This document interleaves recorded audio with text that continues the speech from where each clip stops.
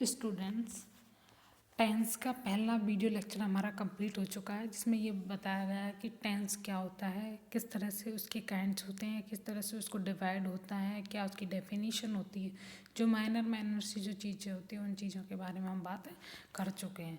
अब बात की आती है कि जब काइंड ऑफ टेंस हम पढ़ चुके हैं, उसके अलावा इन तीनों टेंसों के जो पार्ट होते हैं वो अलग अलग वो भी हम पढ़ चुके हैं क्यों होते हैं, क्योंकि ये एक्शन की वजह से होते हैं इनके। अब आते हैं जैसे simple, continuous, perfect and perfect continuous. इस तरह से इन तीन टेंस प्रेजेंट, पास्ट और फ्यूचर इनको डिवाइड होते हैं। अब ये जैसे आई गो, गोज फर्स्ट है, फिर कंटिन्यूस में इज गोइंग, परफेक्ट में हैज़ प्लस वर्ब की थर्ड फॉर्म और has been plus ING plus verb की फर्स्ट फॉर्म। इस तरह से एक स्ट्रक्चर हम पढ़ेंगे इन तीनों टेंस। ये शॉर्ट फॉर्म में आपको स्ट्रक्चर दिया गया है कि किस तरह से इसके सब पार्ट है और किस तरह से इसके मेन पार्ट है और उनकी क्या क्या आइडेंटिफिकेशन है। आइडेंटिफिकेशन में आता है जैसे सिंपल प्रेजेंट है तो वर्ब एस या ES प्लस वर्ब की फर्स्ट फॉर्म, ठीक है। कंटिन्यूस में helping verb plus ING plus verb की फर्स्ट फॉर्म, ठीक है। इसके अलावा परफेक्ट में मतलब हेल्पिंग वर्ब प्लस वर्ब की थर्ड फॉर्म। इतना सेम वे परफेक्ट कंटिन्यूस में has, have been plus ING मतलब मेन वर्ब के साथ में ING ये लगता है। इसी तरह पास्ट में सेकंड फॉर्म में, उसके बाद में बाज plus going in the same way had plus third form में और उसमें हैड बीन है। इसी तरह फ्यूचर में विल सेल प्लस वर्ब की फर्स्ट फॉर्म में, सिंपल में कंटिन्यूस में will be plus main verb के साथ में ING लगी हुई है। In the same way perfect future में will have plus third form में और will have been plus main verb के साथ में ING परफेक्ट कंटिन्यूस में। तो इन हमने जो स्ट्रक्चर जो आइडेंटिफिकेशन अब पढ़ा है उसको हम अब डिटेल्ड में उसको पढ़ते हैं कि किस तरह से क्यों लगते हैं, कैसे लगता है, किस तरह से सेंटेंस स्ट्रक्चर होगा, किस तरह से हम पैटर्न बनाएंगे, WH का क्या होता है, नेगेटिव सेंटेंस होगा क्या होता है, सिंपल सेंटेंस होगा क्या होता है। तो हम छोटी छोटी चीज़ों के बारे में पढ़ेंगे। ये सिर्फ आपके आइडेंटिफिकेशन को बताया कि किस तरह से जो तीन मेन टेंस होते हैं उनका सब टेंसों में डिवाइडेशन है, जो उसका बारे में बताया कि किस तरह उसकी आइडेंटिफिकेशन होती है। अब हम आते हैं सिंपल प्रेजेंट टेंस में। सिंपल प्रेजेंट टेंस को सबसे पहले हम किस तरह से इसको यूजेस कर सकते हैं। अब यूजेस का काम किस में आता है, आपकी correct verb of the form में आता है। जब वो क्वेश्चन आप करते हो कि करेक्ट वर्ब से वर्ब ऑफ द फॉर्म के हम क्वेश्चन करने हैं, तो उस टाइम इन तरह के क्वेश्चनों को पूछा जाता है। इस तरह के क्वेश्चन आएंगे, तब इन यूजेस को आप समझ के correct verb of the form को आप फिलअप कर सकते हो। तो हम उन्हीं चीज़ों के बारे में आज पढ़ते हैं। सबसे पहले कि एक्चुअली में हमारा जो जैसे हम बचपन में पढ़ते हैं कि एक सेंटेंस हमें दे दिया जाता है हिंदी का, फिर हम उसका इंग्लिश में ट्रांसलेशन करते हैं, तो वो बात मैं आपको बताऊंगी, वो आपको सेंटेंस पैटर्न से बता दी जाएगी। बट यहाँ पर सबसे पहले हम मॉडर्न इंग्लिश के आधार पर ऐसे पढ़ते हैं कि किस तरह से सिंपल प्रेजेंट टेंस का यूज़ करेंगे हम कोई वर्ब पुटअप करने के लिए, कि कौन सी वर्ब पुटअप करेंगे और क्यों करेंगे। तो उस चीज़ को समझने के लिए यहाँ पर सिंपल प्रेजेंट से रिलेटेड जो यूजेज हैं उनको समझना ज़रूरी है। अब सबसे पहला यूजेज क्या है, हैबिचुअल, रेगुलर और रिपीटेड एक्शन को एक्सप्रेस करने के लिए। हैबिचुअल वह एक्शन जो आपकी हैबिट को बताता हो, कि आप जैसे स्मोकिंग रोज़ कर रहे हैं तो वो आपकी हैबिट बन जाती है, ड्रिंकिंग रोज़ कर रहे हो तो वो आपकी हैबिट बन जाती है। तो हैबिचुअल का मतलब होता है हैबिट होना। रेगुलर का मतलब होता है तुम उस काम को रोज़ कर रहे हो। जैसे she gets up early morning, वो जल्दी उठती है। She goes to the temple daily, वह रोज़ मंदिर जाती है। तो इस तरह से ये रेगुलरिटी को बता रहे हैं। और रिपीटेड एक्शन जो बार बार करते हैं, बार बार, जैसे आज भी हमने वो काम किया तो कल भी किया, या फिर जैसे उसने इस संडे को वो काम किया तो अगले संडे को भी वो काम करती है, तो वो आपका होता है रिपीटेड एक्शन। तो आप तीनों चीज़ों को समझ गए, रेगुलर क्या होता है, रिपीटेड एक्शन क्या होता है। इन तीनों को अगर एक्सप्रेस करना है, इन तीनों के बारे में बात की जा सकती है। Mukesh goes to bed at 10 PM। Mukesh हमेशा 10 बजे ही बेड पे जाता है, सोने के लिए चला जाता है। In the same way I go to office daily, मैं रोज़ को ऑफिस जाता हूँ।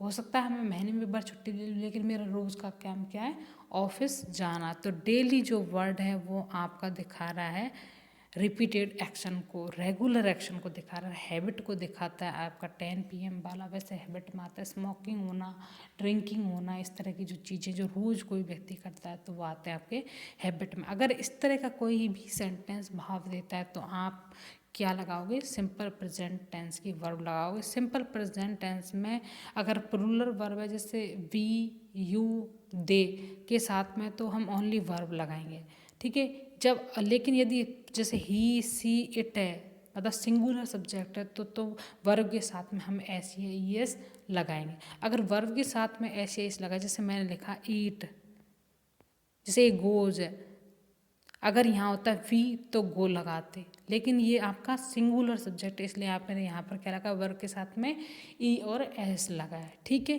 तो ये बात ध्यान रखने वाली होती है, यदि सिंपल प्रेजेंट टेंस में वर्ब के साथ में एस या ई एस लगा हुआ है तो वो सिंगुलर सब्जेक्ट को डिनोट करती है, लेकिन यदि सब्जेक्ट में एस या ई एस लगा है तो हमने क्या पढ़ा है, वो प्लूरल में पढ़ा है, ठीक है। तो ये इस तरह से अगर आपको सेंटेंस मिलता है तो आप उसको यूज करोगे। अब आते हैं सेकंड में, ये तो आपका फर्स्ट हो गया। सेकंड में आता है टाइम एक्सप्रेसिंग वर्ड, ये जो एडवर्ब जो टाइम को बताते हैं, जैसे always, often, sometimes, generally, usually, occasionally, rarely, seldom, hardly, never, scarcely, daily, everyday, every night. तो एवरीडे, एवरी नाइट, डेली ये आपके टाइम डिनोटिंग वर्ड है, आपके टाइम को, अपनी एक्टिविटी को बताते हैं।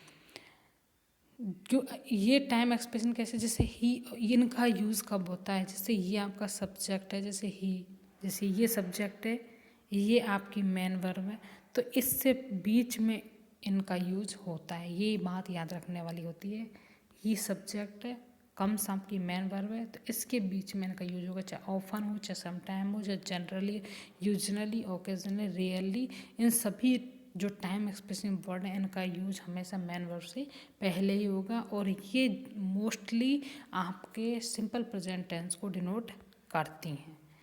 यूनिवर्सल ट्रूथ और परमानेंट एक्टिविटी। यूनिवर्सल ट्रूथ है जिस सच्चाई को सब लोग मानते हैं, जैसे सूर्य पूरब से उगता है, पश्चिम में छिपता है, पृथ्वी सूर्य के चारों ओर चक्कर लगाती है, और पानी इतने डिग्री सेल्सियस पर ताप मतलब उबलता है। तो ये चीज़ें जो साइंटिफिक तरीके से भी परमानेंट है या यूनिवर्सल सच्चाई है कि हम उन चीज़ों को मानते हैं, सब लोग उन चीज़ों को मानते हैं, तो वो परमानेंट एक्टिविटी, जैसे मैन इज़ मॉर्टल, आदमी मॉर्टल अमर है, मैन इज़ मॉर्टल मतलब मैन मॉर्टल है एक तरह से, कि वो अविश्वसनीय व्यक्ति है, कि इस बात को सभी लोग मानते हैं, परमानेंट है, कि अगर हमारी इस आए तो हमारी डेथ होना जरूरी है।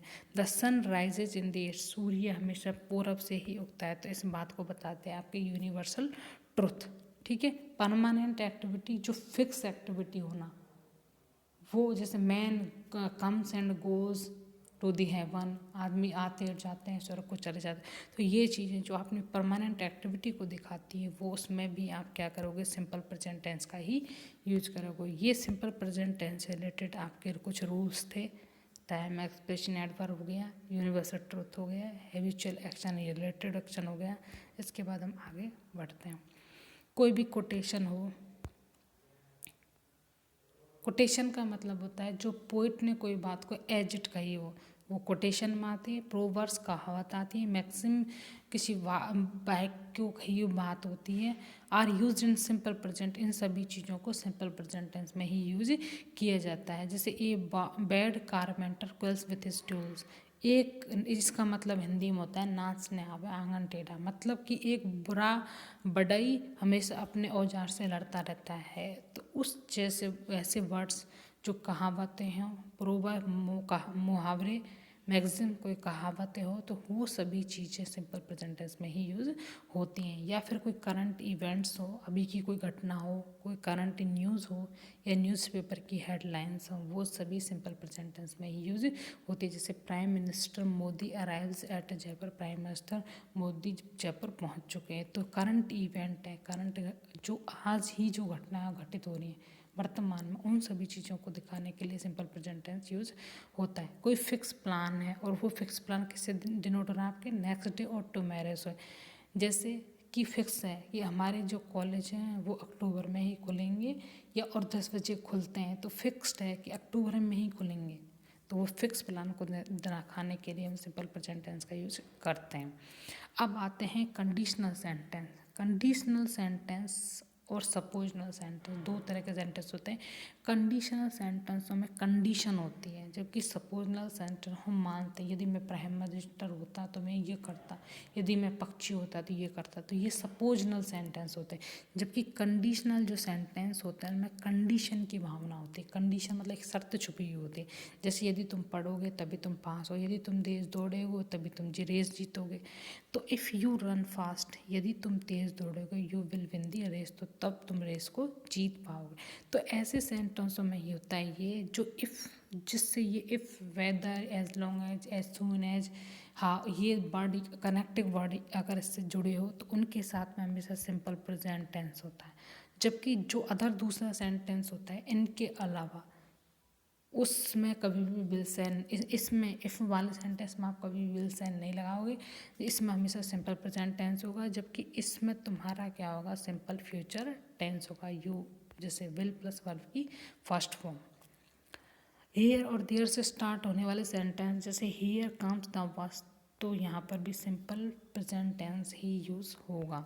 अब मैंने कुछ एग्जांपल्स यहाँ पर सेट किए हैं, जैसे श्याम ऑलवेज टेलीफोन्स में, तो ऑलवेज है आपका हमें, और ये एक रूटीन को बता रहा है कि वो उसे हमेशा फ़ोन करता है, तो क्या लगाया है आपने, ES लगाया है मेन वर्ब में। ठीक है, सिंपल।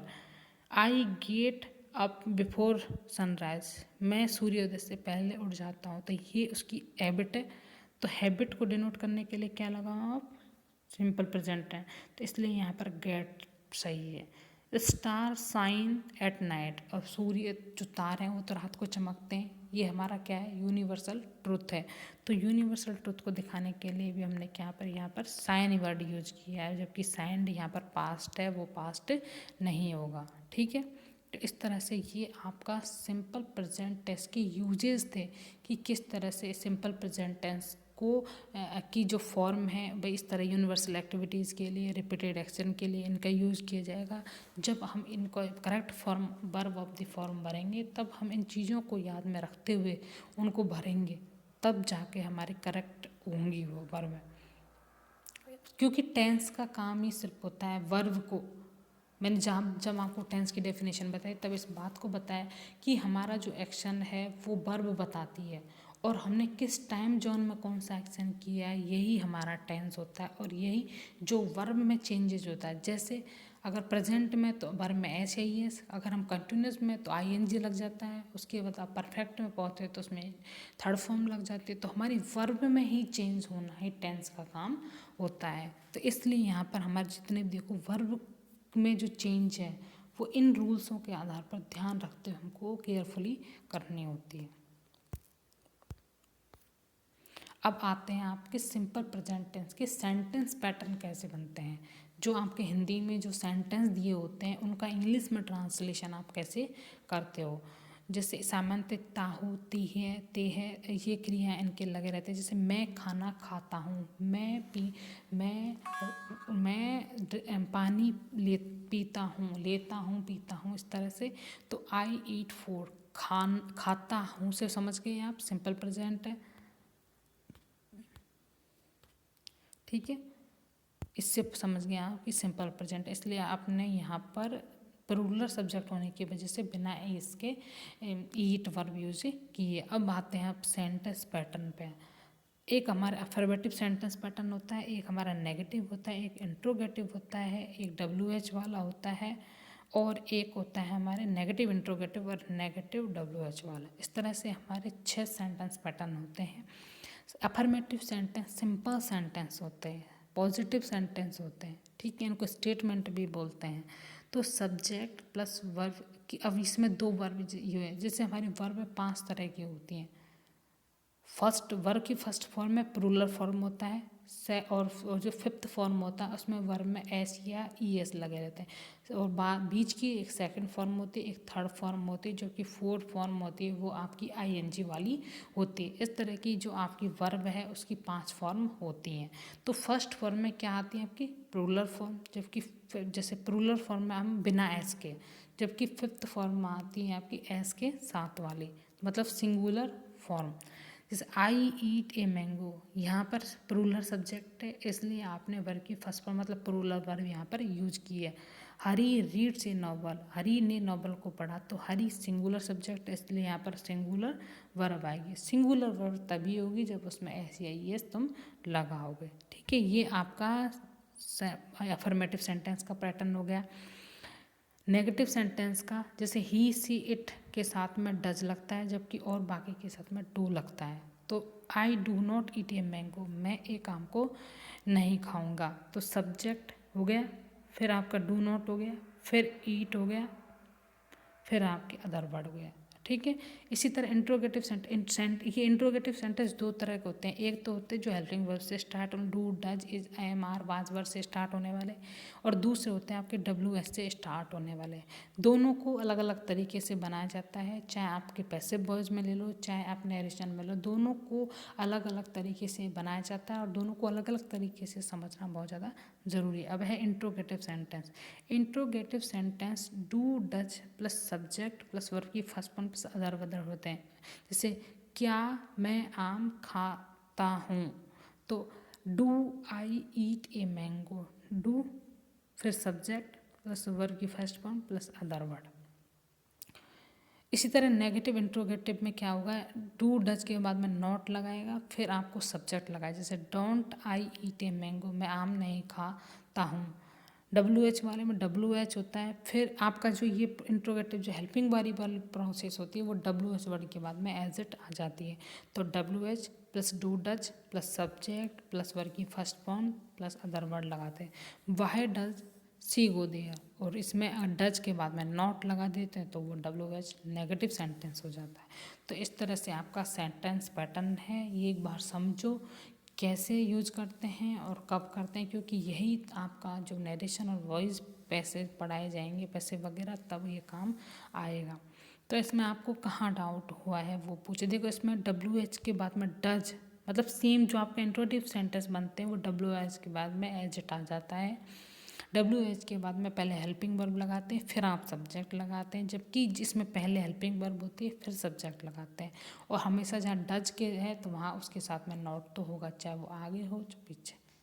ठीक है।